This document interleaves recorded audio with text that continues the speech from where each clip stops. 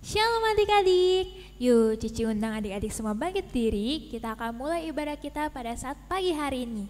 Yuk, sikap doa yang baik gimana ayo? Tutup matanya, lipat tangannya. Sebentar, Jill mau pimpin kita di dalam doa. Teman-teman, mari kita berdoa. Tuhan, kami ingin beribadah ya Tuhan, berkatilah kami dari awal sampai akhir ya Tuhan. Dalam nama Tuhan Yesus, haleluya, amin. Amin. Yuk semuanya adik-adik, kita mau melompat buat Tuhan, kita mau bergerak buat Tuhan. Kita katakan bahwa kita adalah laskarnya Kristus. Semuanya pakai gerakan ya di rumah masing-masing. Saya bukan pasukan berjalan, pasukan berkuda, pasukan menembak. Saya tidak menembaki musuh, tapi saya laskar Kristus. Saya laskar Kristus yang gerak. Saya laskar Kristus yang gerak. Saya tidak menembaki musuh, tapi saya laskar. Sekali lagi sama-sama ya.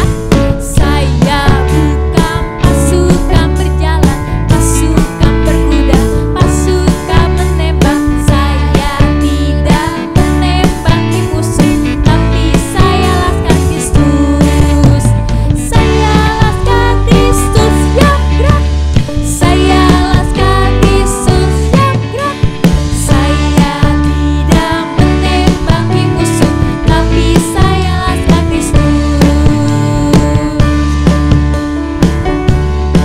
Mari sama-sama, pahlawannya Kristus, sama-sama katakan ya. Aku pahlawan kecil, Yesus panglimaku. Tuhan pimpinlah kita, siapa pahlawan kita? Tidak ada. Aku pahlawan kecil, Yesus panglimaku. Tuhan pimpinlah kita, siapa pahlawan kita? Tidak ada. Aku pahlawan kecil, Yesus panglimaku. Tuhan pimpinlah kita, siapa pahlawan kita? Tidak ada. Berikan tepuk tangan buat Tuhan Yesus. Yuk sama-sama adik-adik, kita persiapkan hati kita untuk mendengar firman Tuhan, untuk diisi oleh firman Tuhan. Kita mau lebih serius lagi pada Tuhan Yesus. Kita mau lebih lagi menyembah Tuhan.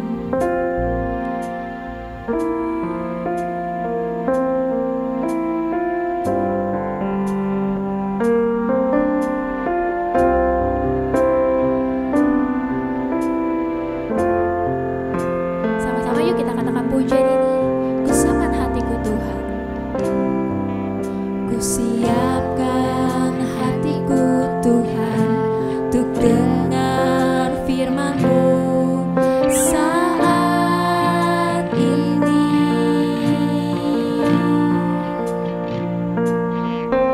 Ku sujud menyembah-Mu Tuhan, masuk hadirat-Mu saat ini.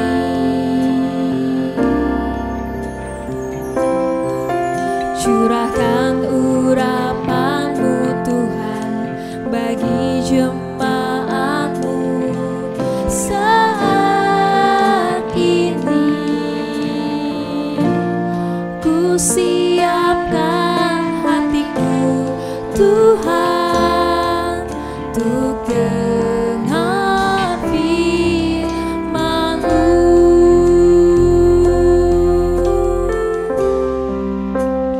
Firman-Mu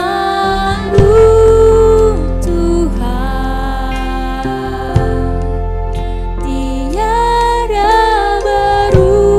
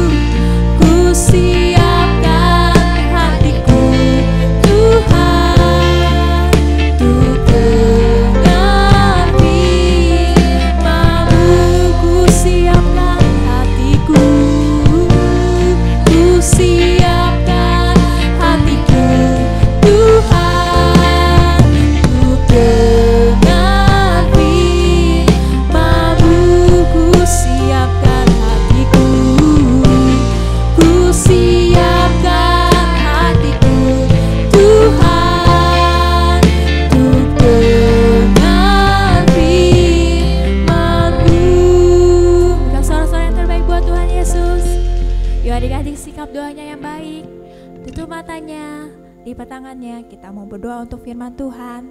Sebentar, Shiren akan memimpin di dalam doa. Teman-teman, mari kita berdoa. Ya Tuhan, sekarang kami mau mendengarkan firman Tuhan ya Tuhan. Terima kasih karena Engkau telah membangunkan kami pada pagi hari ini ya Tuhan. Dalam nama Tuhan Yesus, haleluya, amin. Amin. Oke, untuk Cici, Shiren dan Jill pamit undur diri. Sampai jumpa. Baju udah ada, kacamata udah dibawa,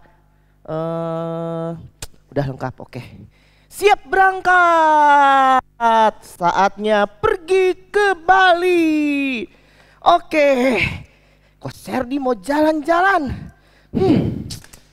Cuacanya bagus, kita mau pergi. Sebelum Ko Serdi mau pergi ke Bali, mau sapa adik-adik dulu. Halo adik-adik, selamat hari Minggu. Selamat kita beribadah walaupun masih online. Nah, Ko Serdi mau jalan-jalan karena sebentar lagi kan musim jalan-jalan. Adik-adik udah siap buat jalan-jalan? Kalau mau jalan-jalan ingat ya, harus tetap patuhi protokol kesehatan. Nah, sebelum kita melanjutkan acara kita, adik-adik, Ko Serdi mau ada pengumuman. Pengumuman yang pertama, adik-adik kalau ingin memberikan persembahan itu bisa memberikan ke nomor rekening yang berikut ini.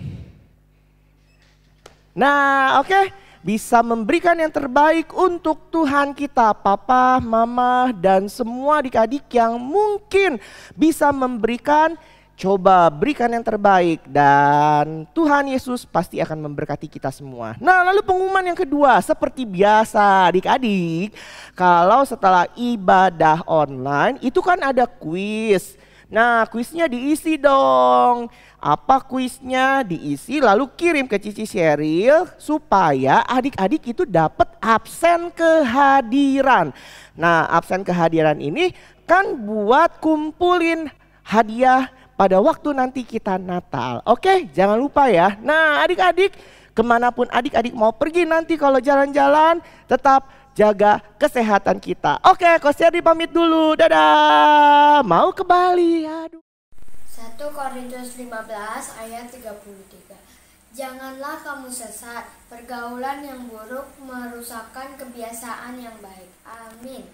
Shalom adik-adik, apa kabar ya? Semoga adik-adik sehat selalu ya. Nah, di minggu ini Cici senang banget bisa bawain firman Tuhan. Nah, tapi temanya itu kita ceritain tentang tokoh Alkitab. Nah, salah satu tokoh Alkitab yang akan Cici bawain ini udah terkenal banget pastinya ceritanya. Dan adik-adik pastinya udah tahu dong cerita tentang tokoh Alkitab ini. Nah, Cici akan ceritain tentang satu tokoh Alkitab yang bernama Yusuf. Nah, jadi awal mulanya itu Yusuf itu adalah anak dari Bapak Yakub dan Ibu Rahel. Yusuf punya 11 saudara, yang artinya Yusuf itu adalah anak ke-11. Nah, kalau adik-adik mau baca kisahnya lengkapnya, itu adik-adik bisa baca di Kejadian pasal 37. Nah, Yusuf ini pada saat itu berumur 17 tahun. Nah, kalau adik-adik tahu, Yusuf itu punya paras yang tampan, wajah yang tampan, dan enak dilihat lah adik-adik ya intinya. Nah, lalu kerjaan Yusuf tuh apa sih, Ci? Nah, Yusuf itu adalah penggembala kambing domba. Nah, tapi ada satu keahlian yang Yusuf miliki dibandingkan dengan saudara-saudaranya.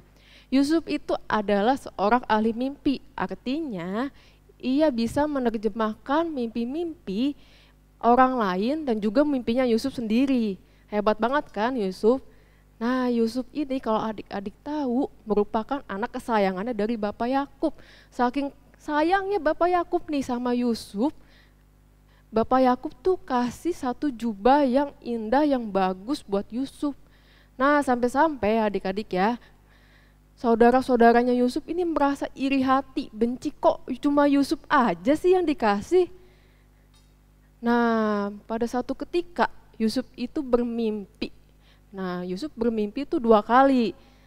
Yang pertama itu Yusuf bermimpi tentang berkas-berkas gandum, di mana Yusuf itu disembah oleh ke-11 berkas gandum saudaranya. Nah, mimpi kedua Yusuf bermimpi tentang matahari, bulan, dan 11 bintang, sujud menyembah kepada dirinya. akhirnya Yusuf ini menceritakan mimpinya itu kepada saudara-saudaranya dan kepada Bapak Yakub.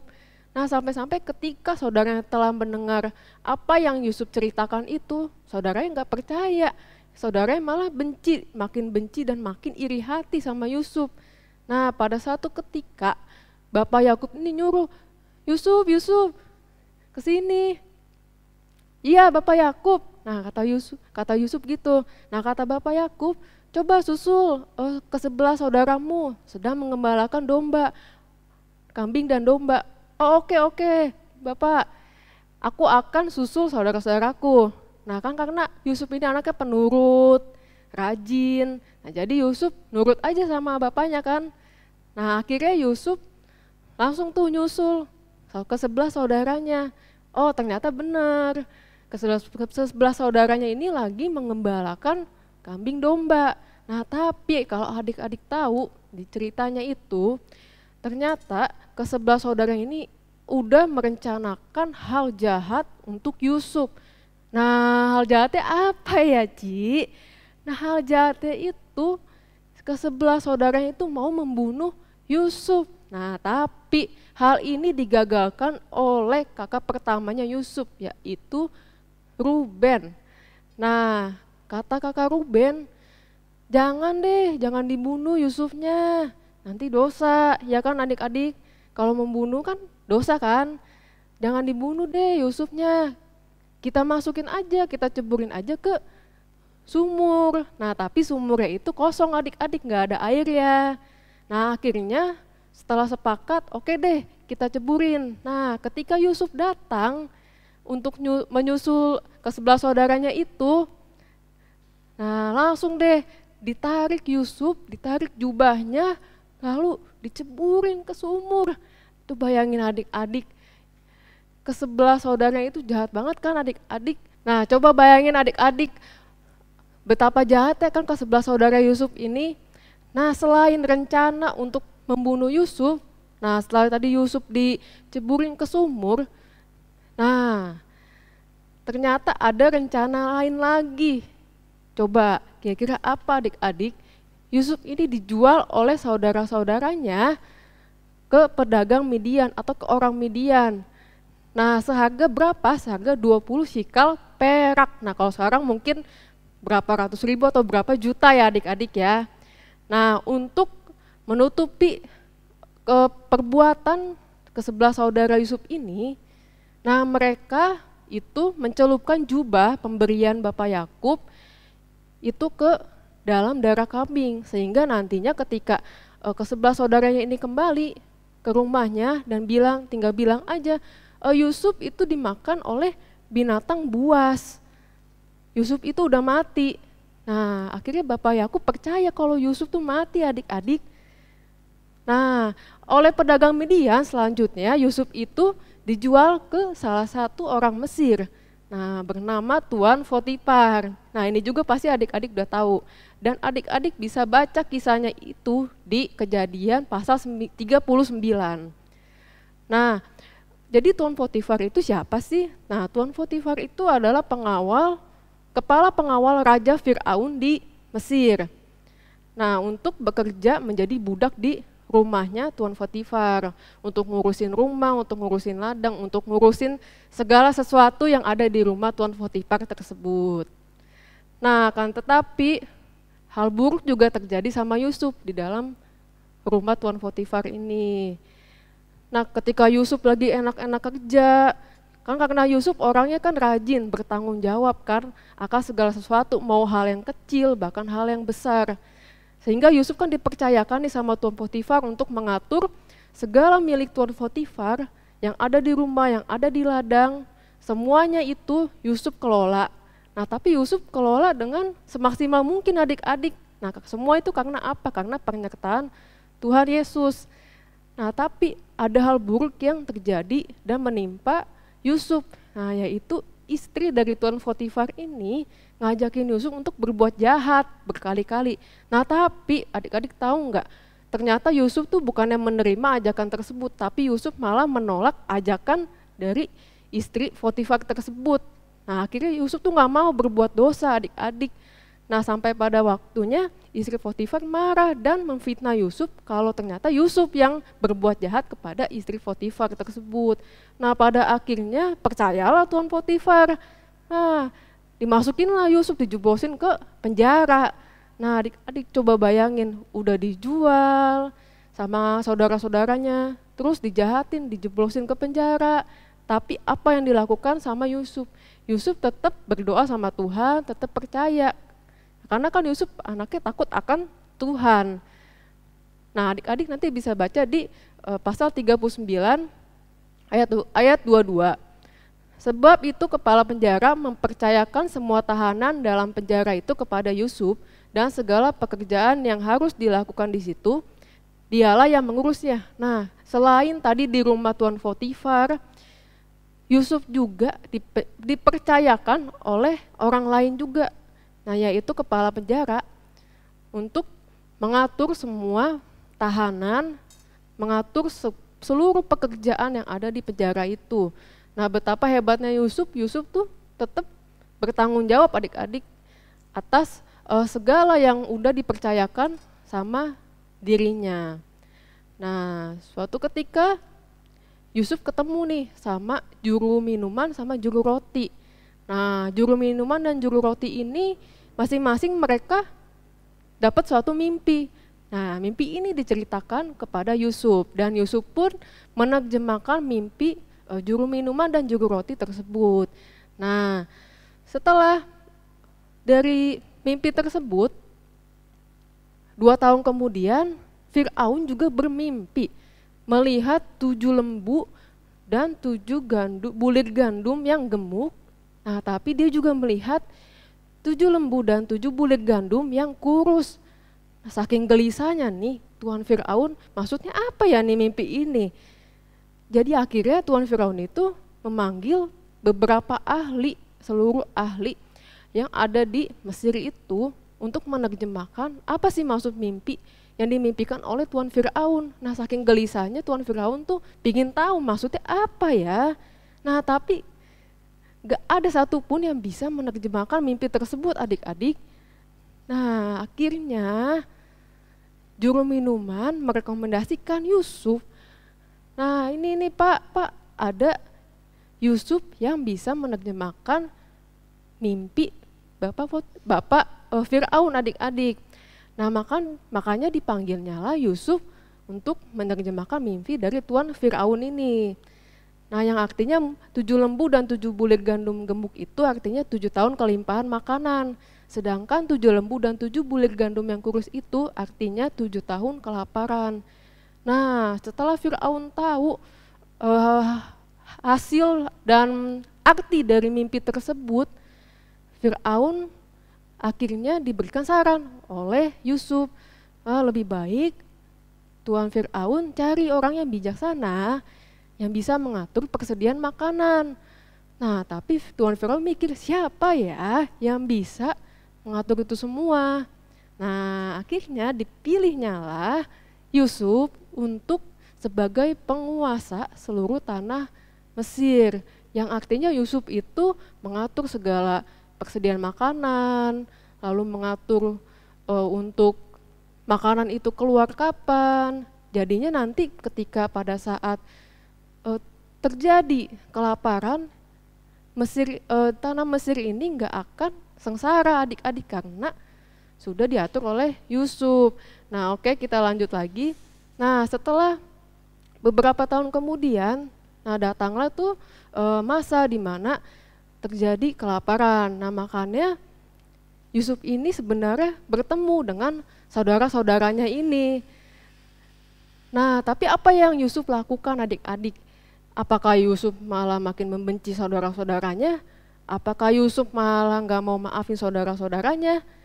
Nah kalau adik-adik baca nanti di pasal 45, ternyata Yusuf ini itu mengampuni dan memaafkan saudaranya yang telah menjual dirinya ke Mesir dan dijadikan sebagai budak.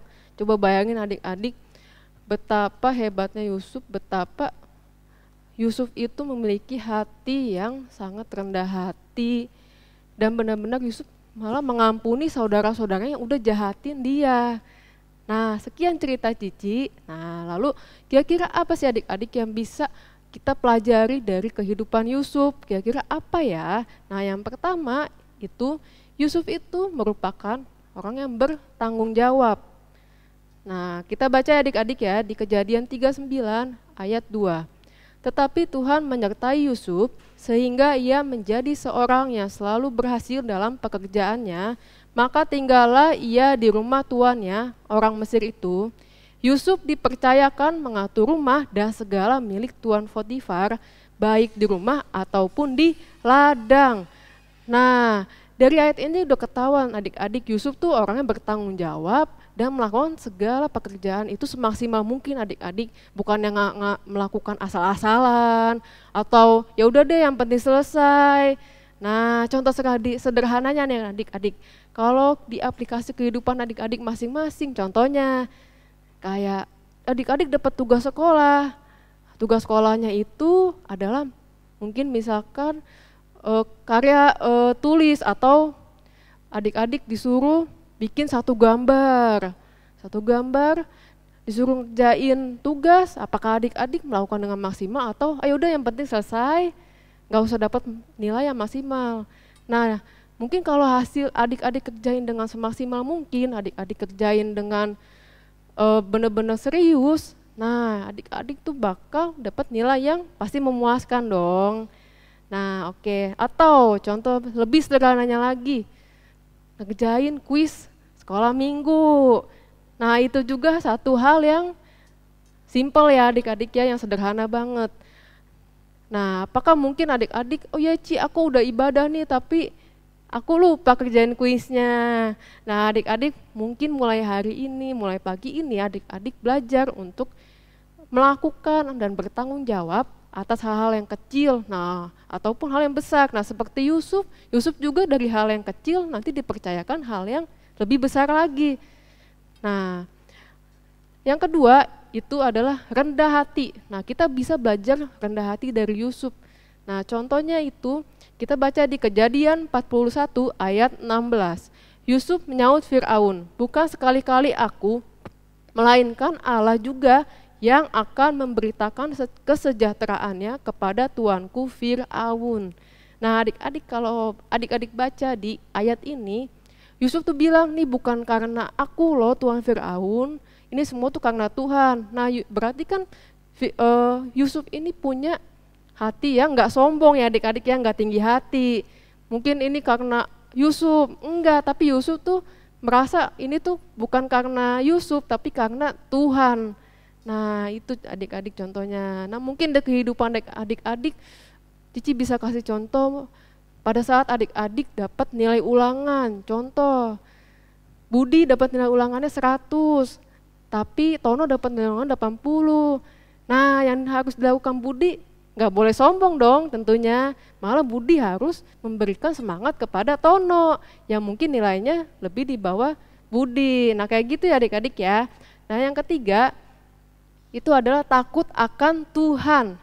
Nah kita baca di Kejadian 39 ayat 9. Bahkan di rumah ini ia tidak lebih besar kuasanya daripadaku, dan tiada yang tidak diserahkannya kepadaku selain daripada engkau, sebab engkau istrinya. Bagaimanakah mungkin aku melakukan kejahatan yang besar ini dan berbuat dosa terhadap Allah? Nah sikap takut akan Tuhan ini ditunjukkan saat Yusuf ini lagi digoda nih sama istri Tuan Potifar, lagi digoda untuk berbuat jahat. Ternyata kan Yusuf bukan nerima ya adik-adik ya, tapi Yusuf tuh malah menolak berkali-kali. Nah itu adalah sikap takut akan Tuhan yang ditunjukkan Yusuf, karena Yusuf tuh nggak mau adik-adik sedikit pun berbuat dosa, nggak mau gitu. Karena saking dekatnya Yusuf sama Tuhan dan Yusuf sering berdoa. Nah contohnya mungkin di kehidupan adik-adik sendiri. Nah contohnya kalau adik-adik di sini siapa yang masih suka berbohong atau melawan orang tua, atau disuruh orang tua tuh nggak patuh, nggak ngikutin, nggak nurut. Nah mungkin buat adik-adik yang masih suka berbohong, nah coba adik-adik mulai pagi ini adik-adik belajar untuk jujur untuk mengatakan yang sebenarnya, mungkin sama orang tua, sama teman adik-adik. Contohnya mungkin adik-adik, kamu dapat nilai ulangan berapa? Ditanya sama mama, dapat 80 mah. Nah tapi sebenarnya adik-adik kan bukan dapat 80, misalkan dapat 60. Nah mulai dari situ adik-adik harus ngomong yang sebenarnya sama papa mama. Nah dari situ adalah mungkin adik-adik sudah menjadi orang yang takut akan Tuhan kalau adik-adik sudah ngomong yang sebenarnya. Nah, atau misalkan adik-adik disuruh sama orang tua, Budi beliin mama, contoh beliin gula pasir ya 1 kilo ya di warung. Entar ya Ma, entar lagi main game nih, asik main game. Wah ternyata adik-adik kalau misalkan adik-adik kayak gitu, nah adik-adik juga nggak menghormati orang tua adik-adik. Nah oke, yang selanjutnya itu adalah mengampuni. Nah kita baca di Kejadian 45 ayat 15. Yusuf mencium semua saudaranya itu dengan mesra dan ia menangis sambil memeluk mereka. Sesudah itu barulah saudara-saudaranya bercakap-cakap dengan dia. Nah kalau adik-adik tahu Yusuf kan malah bukan menghakimi dan malah nggak marah sama sekali sama saudara-saudaranya. Malah Yusuf tuh langsung meminta, bukan minta maaf tapi mencium saudara-saudaranya. Coba bayangin adik-adik, siapa mungkin adik-adik yang sama kakaknya atau adiknya berantem, terus adik-adik dijailin, misalkan adik-adik tuh, oh ya udah langsung maafin kakak-kakaknya, nggak nginget-nginget kesalahan. Nah makanya adik-adik mulai dari sekarang, yuk belajar untuk mengampuni sesama. Mungkin yang paling deket itu kakak adik atau keluarga adik-adik yang mungkin entah adik-adik dijailin atau adik-adik mungkin dibully. Nah, adik-adik bisa belajar untuk mengampuni seperti tokoh Alkitab Yusuf ini. Nah, coba kita baca lagi di Kolose 3 ayat 13. Sabarlah kamu terhadap yang lain dan ampunilah seorang akan yang lain. Apabila yang seorang menaruh dendam terhadap yang lain, sama seperti Tuhan telah mengampuni kamu, kamu perbuatlah juga demikian. Nah makanya ingat adik-adik, karena Tuhan udah mengampuni kita juga ketika kita berbuat dosa, berbuat salah. Tuhan mengampuni kita terlebih dahulu loh adik-adik, padahal kita kan belum minta maaf ya, belum minta ampun. Tapi sebenarnya Tuhan udah mengampuni kita kan. Nah adik-adik juga mungkin harus mengampuni orang-orang terdekat yang mungkin udah berbuat jahat nih sama adik-adik, yang udah bikin adik-adik kecewa, yang udah bikin adik-adik marah. Nah jadi gitu ya adik-adik ya, singkat ceritanya tentang kehidupan Yusuf, dan ada 4 poin yang bisa adik-adik pelajari dari tokoh Yusuf. Nah Cici akan memberikan kuis yang nantinya akan Cici share di grup The Hope. Nah sekian dulu firman Tuhan pagi ini. Yuk adik-adik kita berdoa. Terima kasih Tuhan Yesus untuk berkat-Mu Tuhan pagi hari ini. Tuhan telah mengumpulkan dan menyediakan kesempatan Tuhan untuk adik-adik Tuhan untuk beribadah dengan tenang Tuhan. Terima kasih Tuhan Yesus. Sebentar Tuhan, kiranya Tuhan berkati Tuhan untuk adik-adik di rumah, untuk papa mama. Tuhan berkati juga untuk guru-guru The Hope, untuk gembala sidang di gereja ini Tuhan. Tuhan yang berkati. Tuhan sebentar Tuhan, kami mau Tuhan, oh Tuhan kiranya memberi, oh Tuhan yang pimpin Tuhan untuk aktivitas kami selanjutnya. Terima kasih Tuhan untuk kesempatan beribadah pada pagi hari ini. Terima kasih Tuhan Yesus, hanya di dalam nama Tuhan Yesus Kristus kami berdoa dan mengucap syukur. Haleluya, amin.